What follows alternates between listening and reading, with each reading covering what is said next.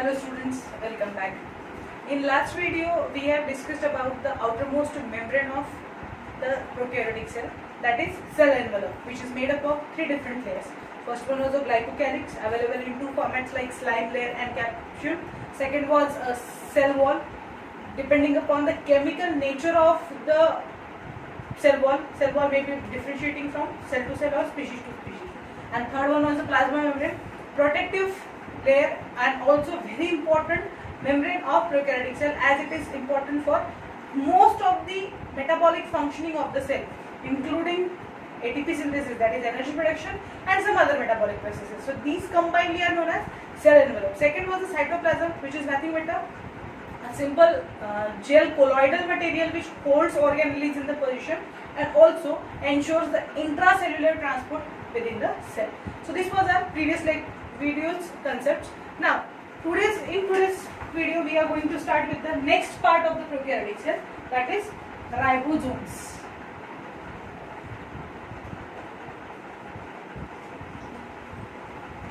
Ribosomes are also known as protein synthesizing factory.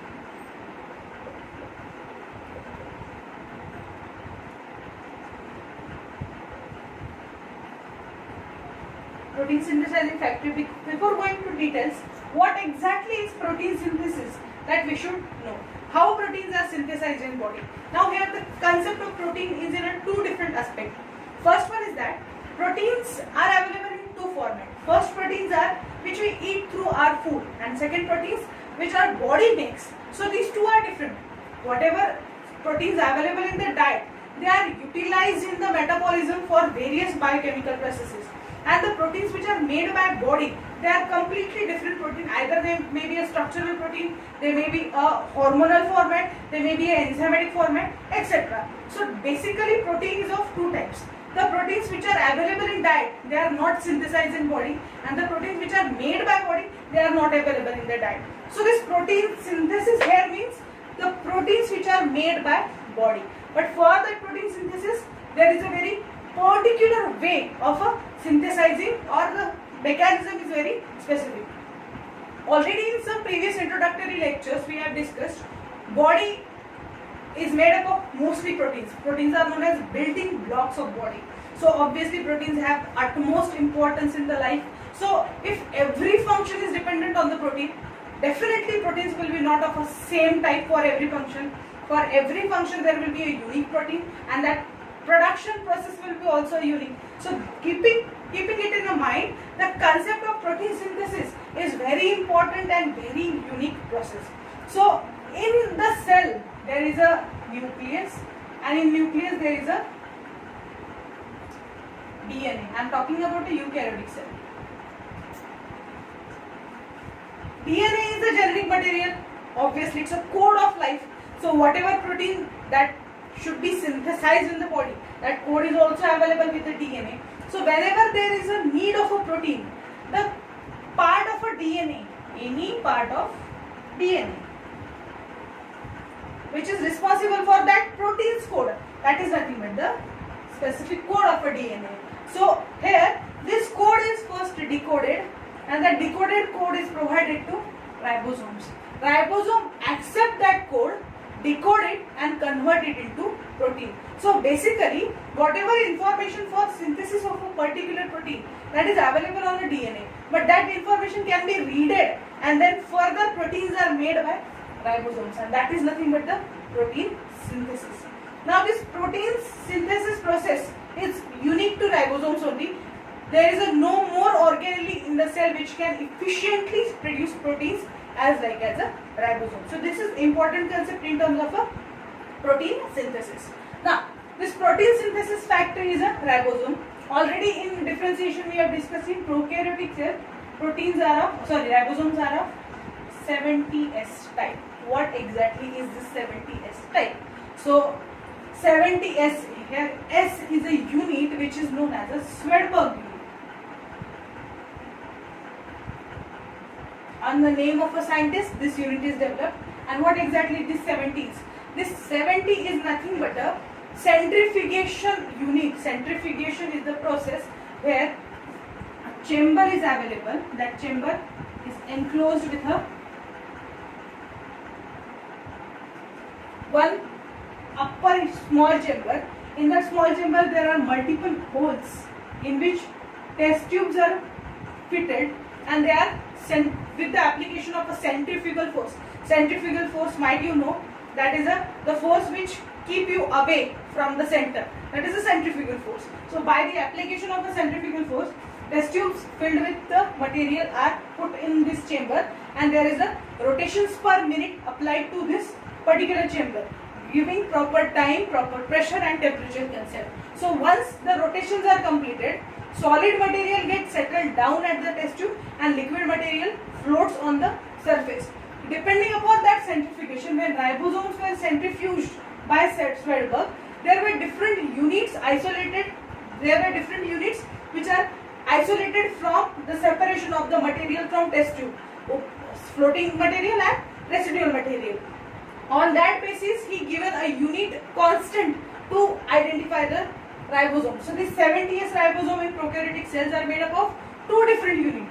One is a 50S and second one is a 30S. Mathematical equation here never applies in a biology. Actually this 50 plus 30 becomes 80, but it is not actual addition process. So here 50 plus 30 is a unit constant of ribosome. So ribosome is of two units.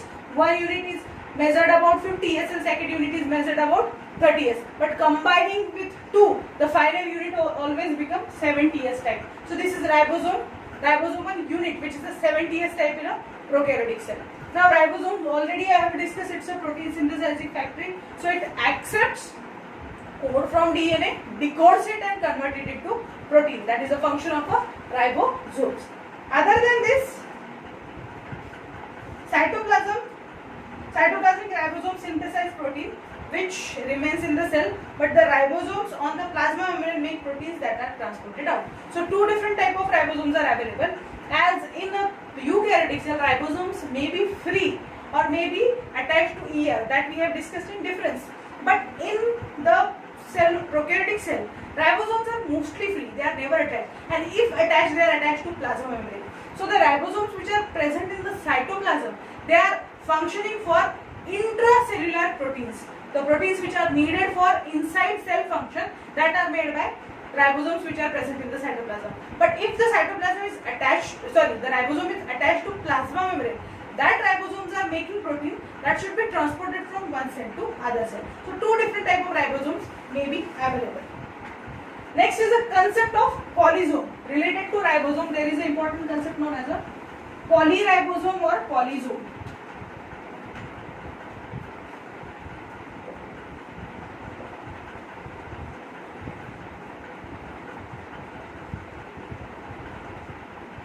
Polyribosome or polysome. What exactly is this polyribosome?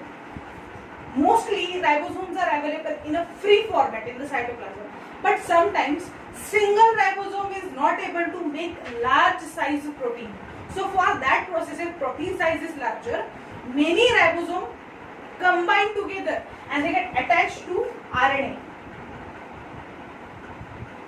in this format. So where RNA, which is nothing but type of genetic material, RNA and ribosomes both combine together. Now there are no free ribosomes. Ribosomes are attached, and that type of ribosomes are known as polyribosome or polysome. So this concept is applicable in prokaryotic cell. If the protein size is larger, in that case, to ensure perfect protein synthesis, there is a formation of a polyribosome or polysome. But if the protein size is smaller, single ribosome is sufficient to make that size protein. So this is a concept of a ribosome, that is single free ribosomes or polyribosome. So here we have completed with the ribosome. Next part of the prokaryotic cell is the inclusion bodies.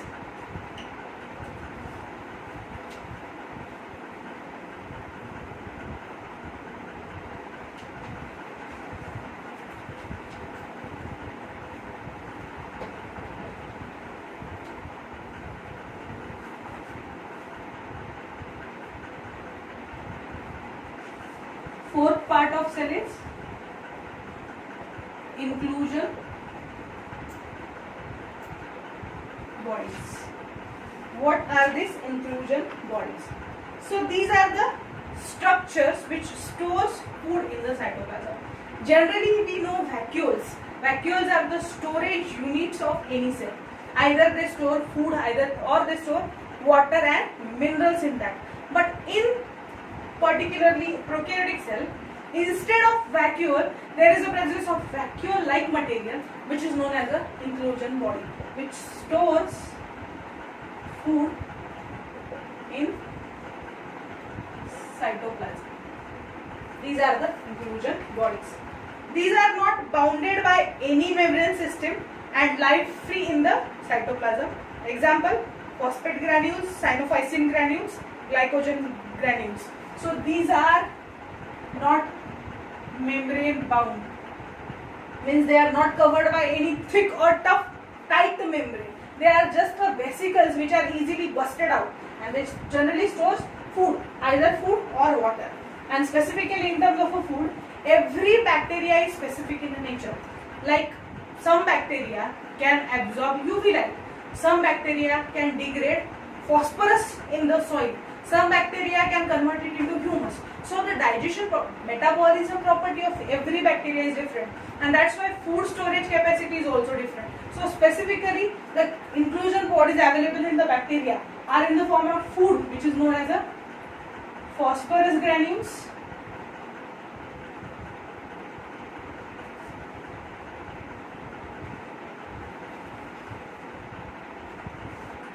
cyanophycin granules,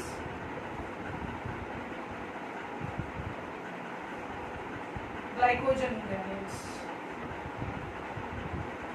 So food may be available in any format out of these three generally. Other than this also chemicals are available. But if the inclusion body is available in the bacteria, either of these three molecules, any one may be present in the cell.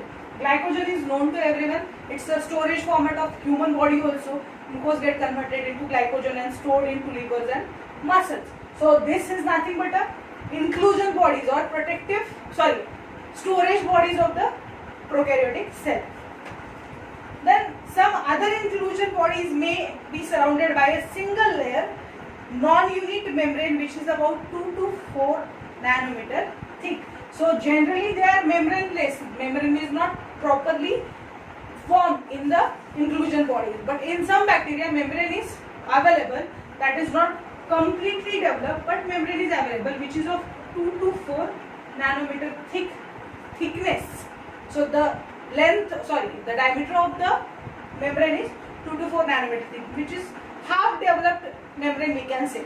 So this membrane is also available in some of the bacterial inclusion bodies, but generally inclusion bodies are without properly developed membrane, very easily burstable structures in the prokaryotic cell. And function of this inclusion bodies is the storage of material, specifically food, in the format of either phosphorus, cyanophycin is nothing but a chemical, and glycogen granules. So this is the inclusion bodies. Then the important part of a prokaryotic cell, nucleus, which is specifically called as nucleoid.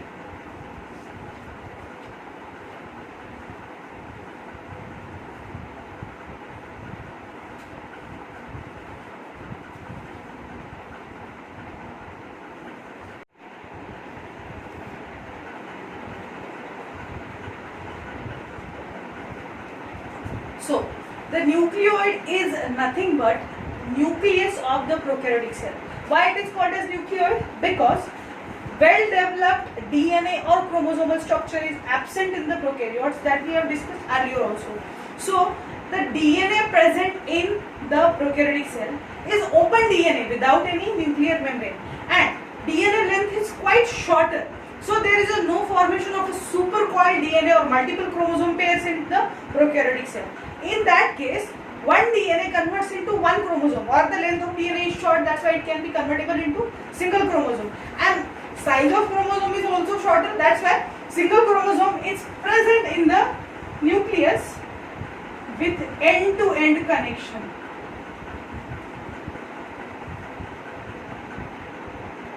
So this is nothing but the format of a nucleoid in the prokaryotic cell.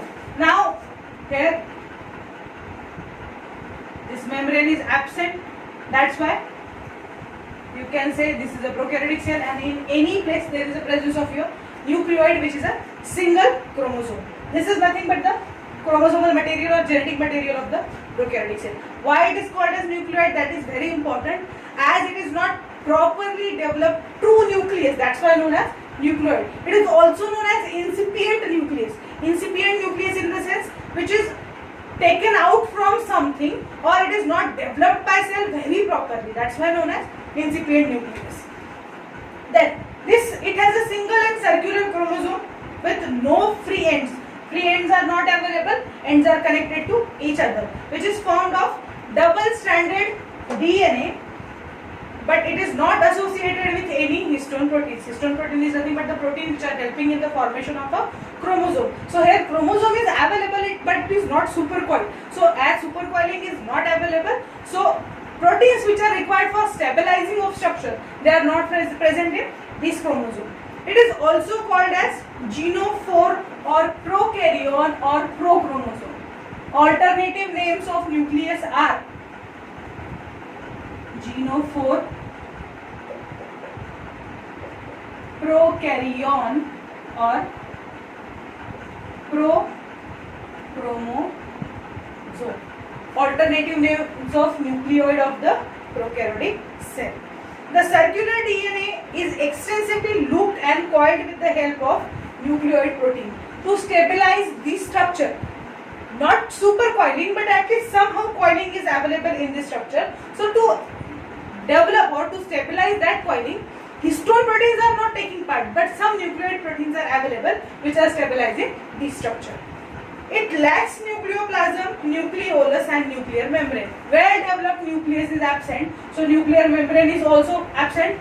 Cytoplasm inside the nucleus is known as nucleoplasm. That nucleoplasm is also absent, and one subsidiary structure which is supporting nucleus is also called as nucleolus. That is also absent in terms of a prokaryotes. Next is in some bacteria, example in E. coli, additional circular DNA is present, and that additional circular DNA is called as plasmid.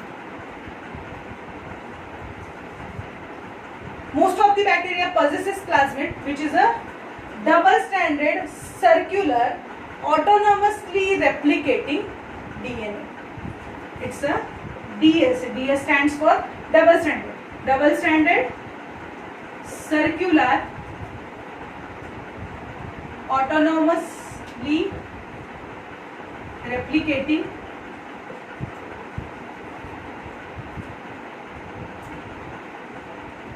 extra chromosomal DNA.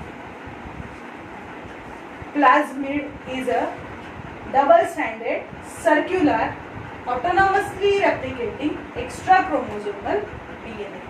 It is a piece of DNA. Actually, according to the cell structure, one cell should have one nucleus, which is generally available in all living cells. But in bacteria, as nucleus is poorly developed, nucleoid is poorly developed, DNA is shorter, genes are few, so every gene available on the DNA is not supposed to help the bacterial cell for survival. That is specifically a resistance capacity with the environment or with any chemical. Here, to cope up with that condition, instead of using one DNA only, bacterial cell develops with one subsidiary DNA molecule, which is a small in size, circular, double-stranded DNA is available, and it can make its own copy. Important word, autonomously replicating. Autonomously replicating means whenever there is a need of resistance or any property which is available with this DNA can make its own copies. That's why known as autonomously replicating. Extra chromosomal, already one single chromosome is available in the cell. Instead of using that chromosome, one more DNA is produced by the cell. That's why known as extra chromosomal. So these plasmids are one more type of extra nucleus or extra DNA present in the cell, which is a double-stranded circular autonomously replicating extra chromosomal DNA. Properties of the plasmid already mentioned in the definition, But functions of the plasmid, mostly the bacteria which are disease causing, they mostly have plasmids in their structure. So whenever we try to make any antibiotic against these bacterial strains, so to resist the power of the antibiotic or to neutralize the power of an antibiotic, the genes activates in the plasmid and they deny acceptance of a particular antibiotic. Many times, means giving it simple example, अगर बहुत ही simply explain करना है, पहले कुछ सालों पहले good night liquid नहीं था, तब गुड नाइट की जगह कॉइल्स आते थे, उन कॉइल से मच्छर भाग जाते थे. अब गुड नाइट लिक्विड आया, गुड नाइट लिक्विड से मच्छर भागने लगे. अब आप कुछ भी लगा दो, कॉइल लगाओ, गुड नाइट लिक्विड लगाओ, किसी भी चीज से मच्छर नहीं भागते हैं. They are getting adapted for the chemicals of that good night liquid. Same is with the bacterial strain. Once you make one antibiotic and that antibiotic is applied on the bacterial cell, they identify the chemical and anti-chemical or antibodies are made by plasmid, so that that chemical, that antibiotic is no more of use on that bacterial strain.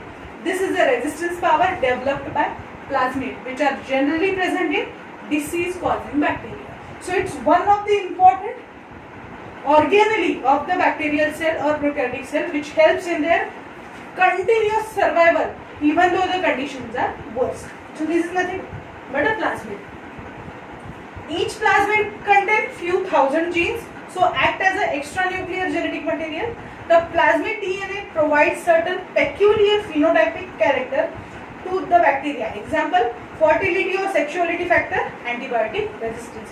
Along with the resistance, they also help in the sexual reproduction concept. So genes present in this plasmid help to attract opposite bacteria, and there is a formation of a conjugation tubes, which help in the passage of a gametes from one cell to other cell. So simply explaining, it's a process of a sexual reproduction. So plasmid also help in a sexual reproduction process, which is an extranuclear or extrachromosomal DNA. But combining these both, they are considered as the genetic material of the bacterial cell, which is helping the all physical and genetic characters of the bacterial cell.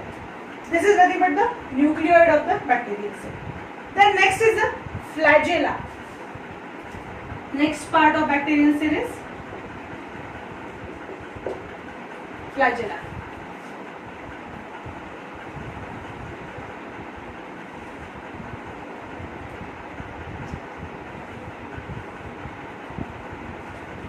Hair-like extensions either on one end or both or on the complete body surface, which help in the locomotion process. The hair-like extension, long thread-like extension on the plasma membrane, which help in the movement of the cell. So with the help of this thread, cell can move from one place to other place. That is known as flagella. So motility to the bacterial cell is provided due to presence of a flagella. Motility is nothing but the movement. It is a thin filamentous extension from cell wall. It is thin filamental extension from cell wall. So from cell wall, there is a origin point of a flagella, and this thread is going outward from the cell so that it will move and there is a movement of a cell. It is made up of three parts. Actually, there are three sections of the flagella. One section which is embedded in the cell wall, second section which is holding the above part in the sense above thread, and third part is the thread which is actually moving and helping in the movement or motility of the cell. These three sections are available in the flagella. On the basis of number of flagella present, how many flagella and at what positions they are present, flagella or the cells are divided into different types, or flagellas are divided into different types.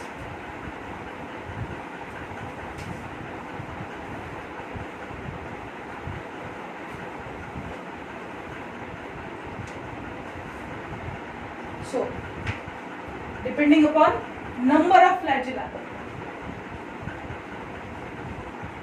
cell may be first Atricus flagella absent. Example is cocci bacteria.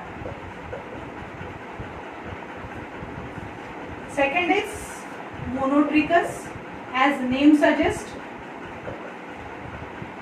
single flagella.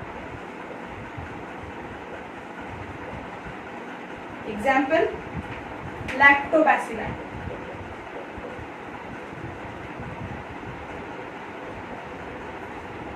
Third one, amphitrechus.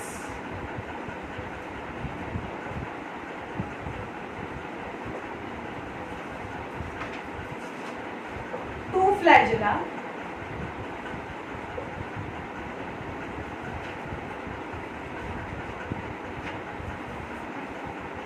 One at each end, means at two different sides, one opposite to each other. Two flagellas are there. That type of cell is a amphitrechous cell. Example is spirillum.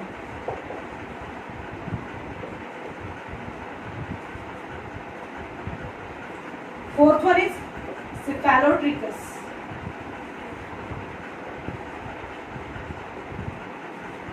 Two or more flagella.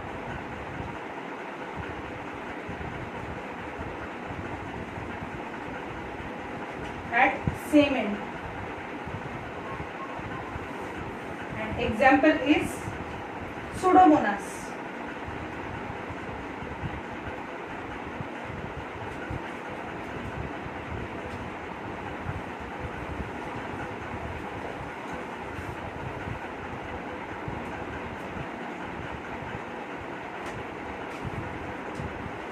Fifth one is Lophotrichus.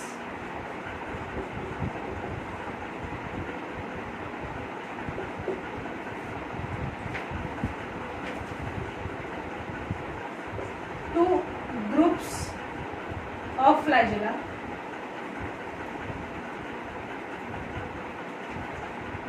at each end, means opposite to each there are two groups of flagella. In amphitrechus, single flagella at two ends were present. In Lophotrichus, bunches of flagella at two ends are present. So these two are different from each other. Example of Lophotrichus is Bartonella. And last one is a Peritrichus.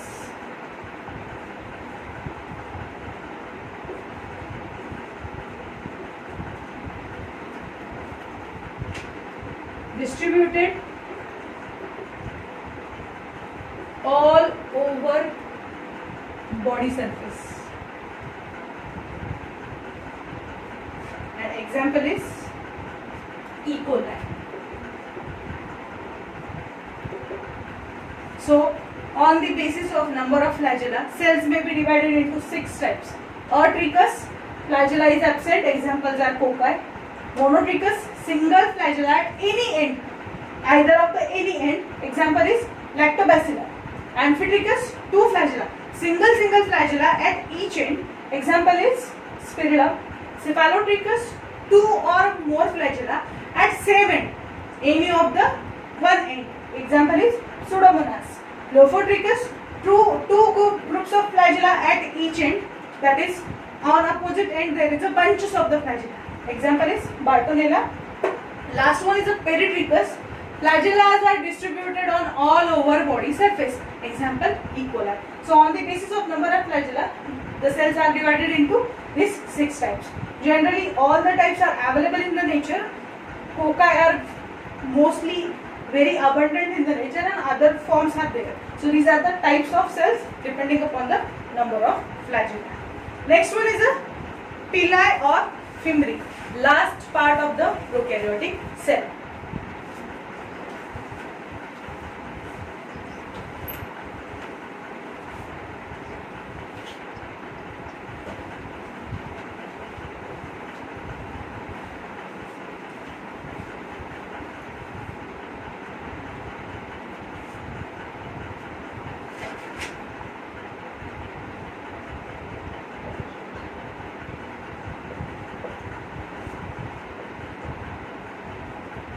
pili and fimbriae. So these are the last part of the prokaryotic cell. Already we have mentioned extracellular features. Extracellular features means they are not present within the cells, they are present on the membrane. There is a pili, there is a fimbriae, there is a flagella, and there is a cilia. So here flagella already we have discussed. What exactly are pili and fimbriae?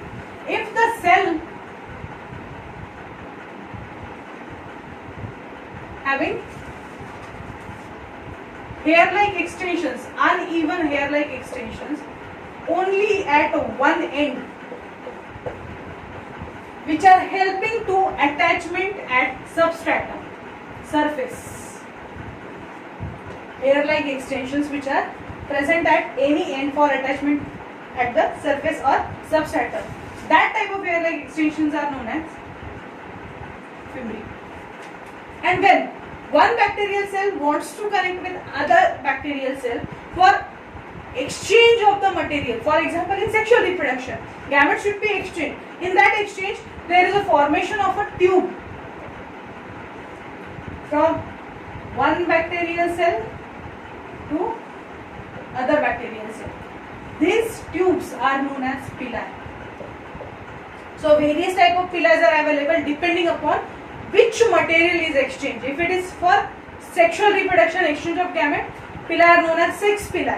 Then next type of pili are conjugation pili. So what exactly is the type of material that is exchanged? Pili may be of different type. But generally pili and fimbriae are the extracellular hair-like extensions. Fimbriae responsible for attachment to the surface and pili are responsible for connection from one cell to other cell. So keep it in mind, both are extracellular hair-like extensions but working for differently. Flagella for locomotion and movement, pili for conjugation or attachment with other bacterial cell, and fimbriae for attachment to the surface. So these are the parts of a prokaryotic cell. With this we have completed with the structure of a prokaryotic cell in detail. I hope all the concepts regarding to prokaryotic cells are clear to you. If still there is any doubt, we will discuss it. Just drop the message or whatever doubts you have and we will continue with that. Thank you very much.